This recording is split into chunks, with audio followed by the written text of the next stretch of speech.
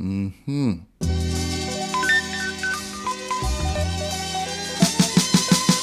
After making that veggie pilau last week, I had some grated coconut left over in the fridge that I needed to use. After all, in this guava season, many of us living by the mantra, waste not, want not. So I decided to make these chewy coconut cardamom cookies. With no time to waste, we jump in right into it.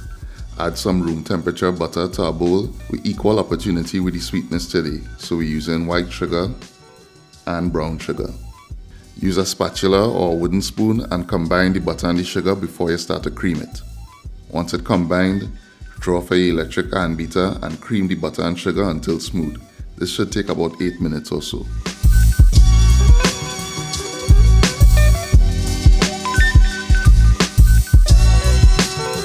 Add 1 egg and continue to cream until you get the mixture to a really smooth consistency.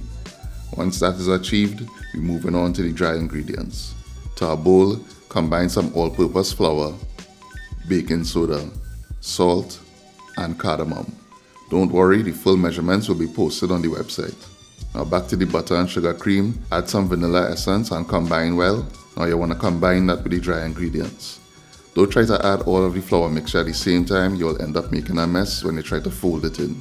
Once that is fully combined, add your grated coconut. One thing to note is that my coconut still had a bit of moisture to it, and that changed the consistency of my batter a little bit. So either you make sure that most, if not all of the liquid is removed from your coconut, or you could toast it to make sure that it's dry.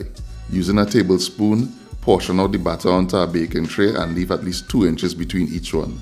They need room to expand when they go into the oven, which we preheating at 350 degrees and baking each batch for 10 minutes. Now if you want your cookies to have a little bit more snap and crunch, you could leave them for about 12 minutes, but they won't have that soft and chewy finish that I appreciate. Once they're out of the oven, allow them to cool on a rack, then they're ready to be enjoyed. The finished product is a nice, soft, chewy coconut cookie with that hint of cardamom that just gives it a subtle hint of sophistication in the taste. If you like this recipe, please give it a thumbs up and a share. And if you do make this, don't eat all the cookies by yourself. Share some with your family and friends. Full recipes on eatahfoodtt.com, and please subscribe to our channel for more and more great content.